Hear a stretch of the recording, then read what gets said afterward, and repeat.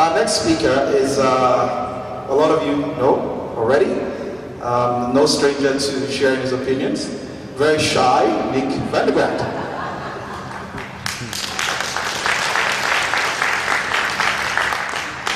I've been called a lot of things, but shy isn't one of them. Listening to Bob's comments as he was winding up there reminded me of a line of a book I read once. One of the last lines of the book said, all of us are equal, just some are more equal than others.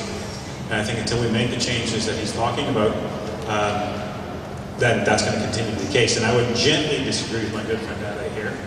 It's not that we ask for the possibility, we demand the results. We can no longer afford to simply suggest, like little children, to mommy and daddy that could we go to the park today? No, we're the adults. And we need to make it in very clear, unrude, but forceful language to those who hold political power in this province and in this country and in the city, that we won't tolerate this anymore. And the way to do it, I'm a little off track, but this is coming to mind. And the way to do it is to fire incompetence every time it raises its head. When someone breaks faith with us, we must make sure they pay the price of the ballot box, even if you're voting for the other guy you don't know. Because what you might find is a diamond in the rough in the other guy. And what you also do by firing incompetence is letting incompetence know its days are over. So when someone behaves in a way that is in scorn or disregard or lacks respect for the will of the voter, then they need to go at the very next opportunity. So those are the kind of changes we need to make. All right. Now, they asked me to speak about social housing, welfare, and employment.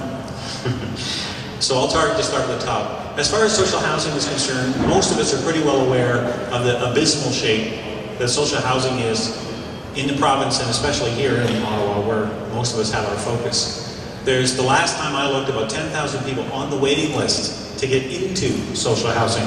We have people in social housing who are there generationally. One gentleman I know of held a multi-bedroom apartment for 30 years. 31. My fact checker is with us today. Over 30 years, let's put it that way, because by now it might be 32. But the point is, that can't be tolerated. There's too many families with legitimate needs who need that space to be held up by someone who simply because no one's ever asked them to leave, continues to stay. So I've got a few ideas about what we can do about social housing. Just run down them quickly. And if you want to get into this more in detail during the Q&A, we can do that. The first thing we need to do is an audit to find out who's in there. We can't make any decisions. It's like going to the doctor saying, well, I don't feel well. Okay, give me the chainsaw. Obviously you need an amputation. What about the exam? I want to know, that sounds a little drastic. Until you know what the problem is, you can't begin to fix it. And the way you know is to do an audit. Once you've done the audit, then there are people who are in the criminal element. You've got pimps, you've got prostitutes, you've got drug pushers, you've got all these people in social housing. They need to be, if possible, have charges laid against them and face the courts and given another form of residence should they be found guilty. At the very least, they need to be evicted. No apologies, no nice give them a hug and a pat on the back and thanks for being here. No, unceremoniously dumped on the street, goodbye. There are too many other deserving people who need that space. We don't have time for the criminal element in social housing. The second thing we need to do along that line is to go back to age-segregated buildings, where senior citizens can live amongst their peers without fear of intimidation or assault or having to face some pretty ugly scenarios I don't need to spell out when they come and go from their homes. So those are some of the things, the first two things we need to do as far as I'm concerned. We also need to do an audit from the point of view of the shape of social housing. What kind of physical condition is it in? The last time I looked, we were $650 million behind in repairs and upgrades. And I haven't even talked about bed bugs or cockroaches yet. This is just the physical buildings. So that needs to be looked at. We need to do quarterly audits on progress, both on the numerical point of view, who's in those buildings, do they have a right, not a right, but are they needy enough to require social housing, or can they fend for themselves, or just too, and there is a certain element who are just too lazy or are involved in a criminal element to go out and get on their own feet and deal for themselves. So in a nutshell, those are kind of some of the things that if I was running social housing, I would concentrate on. I'm not running for office, by the way. I'm just suggesting that if I were in that position, that's the kind of way I would look at it.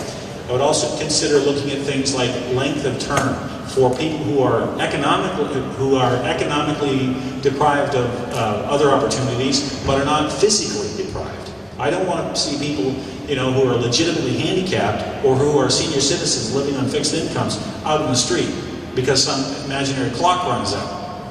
But if you've got a family who's in their 25, 30-year-old range with a couple of kids, you might say to them, so what progress are you making about getting up on your own 2 feet and getting out and getting your own place? Which leads me into employment. The number one message that needs to be told to people today is go where the jobs are. If there's no jobs here in Ottawa, we have a highway system. Alberta, Saskatchewan, Manitoba, and BC are crying for people and pay good wages and benefits for people to go and work there. Why are you still here? I'm being a little harsh, but sometimes a little bit of tough medicine is what is required, especially when you've got people who are young and don't have the kind of roots that old folks like me do. Okay, it's not like they're trying to pick up a family of 42 and move them to Alberta. If you've got a husband, a wife, and young baby, they're a lot more portable than someone who's in their late 40s, early 50s are. So why would we allow them to take up space in social housing if they could find a job someplace else? Doesn't mean we throw them out on the street right away, but what it does say is, look, you've got 5 years. Get up on your feet, find a job, and go to work. And we need to phrase it like that so that people understand we're not playing games. The days of, if in doubt, pass it out are over.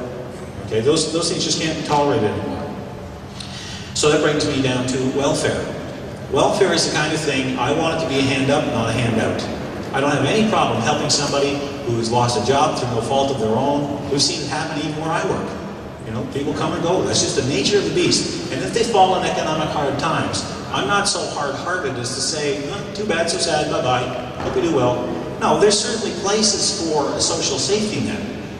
But when we get into generational things, when we get into people who have been there 10, 15, 20, 25 years, especially younger folks, we need to start looking at them and saying, so what are you doing to help make yourself a contributing member of society rather than a drain? Now, there's people better at framing this language than I am. I've been accused of being like a hammer on a fly on an anvil. That may or may not be true, depending on what child you're mind you're talking to that day. But the point is, it's time for a little bit of tough love. Not in an incompassionate way, but in a way that says, look, we understand, but we don't have the money. And you have a capacity to go out and earn for yourselves, and we need this space for those who cannot do that. We have certain people with certain responsibilities within social housing because whether we as a group or myself individually like social housing or not, the fact is it is something that we are responsible for. So if we're going to do it, we have to do it right. And the way to do it right is to make sure that we get it to the people who need it most, not those who want it most, because they're not always the same. All right, one more thing I'll get into. I just wanted to mention, just quickly, if you want to ask me a few questions about this later, you're certainly free to do that. One of the other best things you can do for yourself, for those of you who own any land at all, is get your land grant patent. Those things are the single most powerful bullet in your gun. They're a way of keeping bylaw off your property. They're a way of making sure you let your elected officials know that this far and no farther. Bylaws only affect public property. They don't have any weight on private property. They can't tell you what color your house is. They can't tell you if you can rent out your driveway space to somebody else. None of this stuff. They can't tell you what tree to cut down. If it's your tree, you can cut it down or leave it standing at your own peril. So there's a lot more to it than just being real brief, but I just wanted to mention that. All right, with that, I'll turn the podium over to the next speaker. Thank you.